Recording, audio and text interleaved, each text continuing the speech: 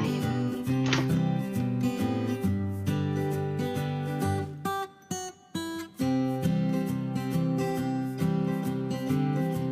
Assalamualaikum warahmatullahi wabarakatuh. Halo teman-teman, selamat pagi. Kita kenalan dulu ya. Namaku Maharani Aditya Putri dengan NIM 20101175 kelas S1 Teknik Telekomunikasi 08E. Nah, di sini aku akan sedikit berbagi ilmu kepada kalian sekaligus menyelesaikan tugas besarku tentang pemanfaatan aplikasi graf pada pembuatan jalur angkot 05 Tasikmalaya pada mata kuliah Matematika Diskrit.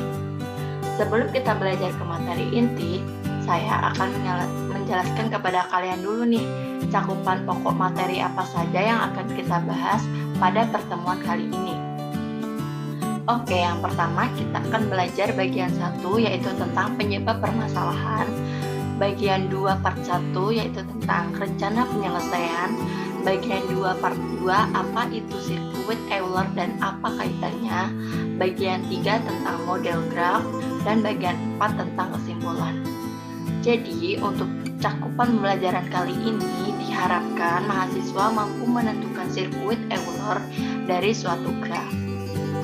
Oke, let's go check it out.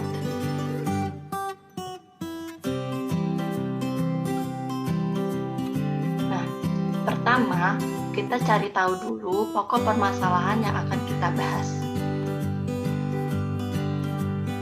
Di sini saya diberi instruksi untuk menganalisis sebuah paper yang telah diberikan.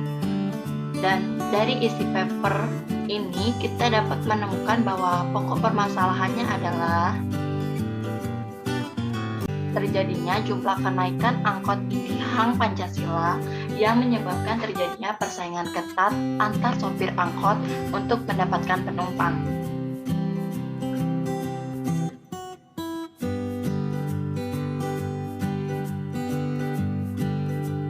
Lalu yang kedua, gimana nih cara penyelesaian dari masalah paper di atas?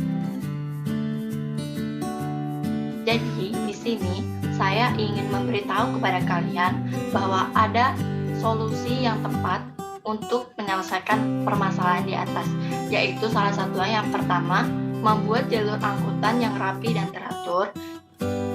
Yang kedua, mengaplikasikannya pada lintasan Euler dan sirkuit Euler dalam pembuatan jalur angkot.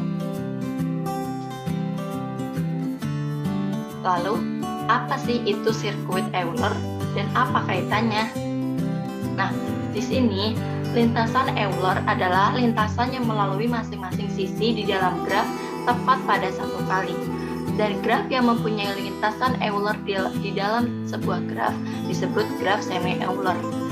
Nah, di sini jadi kita misalkan bahwa kita mempunyai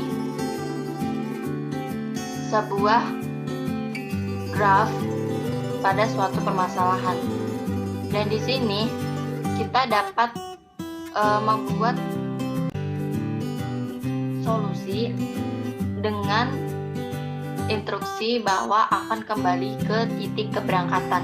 Maka di sini kita dapat memulainya dari titik A, kemudian kita menuju ke titik B, lalu kita menuju ke titik C, dan kemudian kita kembali ke titik D, dan kemudian ke titik E, dan kemudian kembali lagi ke titik C, lalu kemudian memotong jalur ke titik H, dan kemudian ke titik B lagi, dan kemudian kita kembali ke titik F, dan kemudian kita memotong lagi ke arah titik H, dan kemudian kita memotong lagi ke titik E, dan kemudian ke titik F, ke titik G, dan kembali lagi ke titik keberangkatan yaitu ke titik A. Selanjutnya, jika lintasan Euler tersebut kembali ke simpul asal, maka akan terbentuk lintasan tertutup yang disebut sirkuit Euler.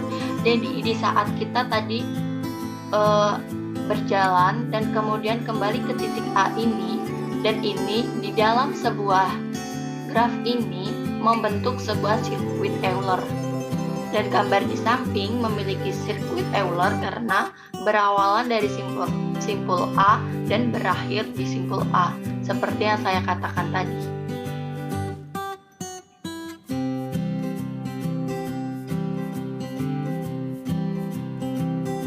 Jadi, sama halnya lintasan Euler tadi, sirkuit Euler juga mempunyai setiap sisi graf tepat 1 kali. Dan kemudian bagaimana ya dari rencana kita tadi, apakah itu efektif bukan?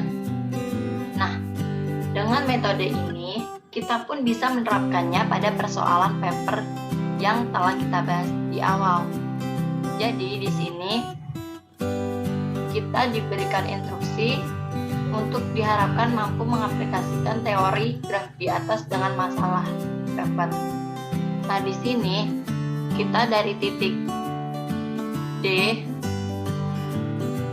menuju titik A, kemudian menuju kembali ke titik C, B, E, D, E, A, B, C, A.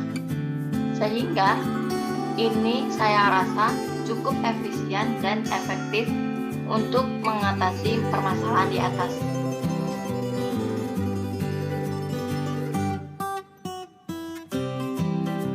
Baik, selanjutnya kita masuk ke bahan kesimpulan. Jadi, dengan menggunakan lintasan dan sirkuit Euler, maka akan memudahkan kita dalam pembuatan jalur angkot yang rapi dan teratur, sehingga mengurangi kemacetan, serta dapat mengurangi sopir angkot yang ngetem sembarangan. Ternyata dalam materi graf ini bisa kita terapkan dalam kehidupan sehari-hari loh, salah satunya untuk pembuatan jalur angkot. Baik, sekian dan terima kasih atas kesempatannya. Kurang lebihnya saya mohon maaf. Bye-bye, jumpa lagi. Terima kasih.